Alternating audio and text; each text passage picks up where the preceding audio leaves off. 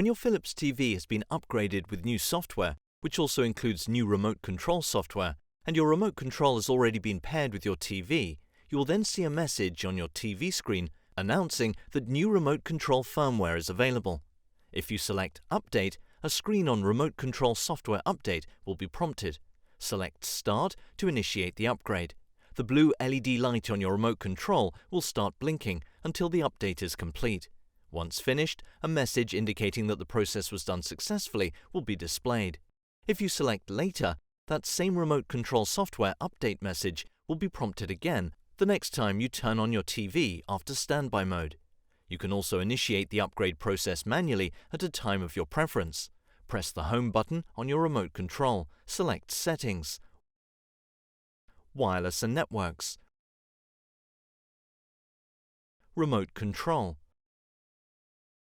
Update Remote Control Software,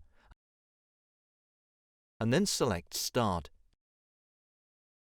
Follow the on-screen instructions until a message indicating that the update was done successfully is displayed.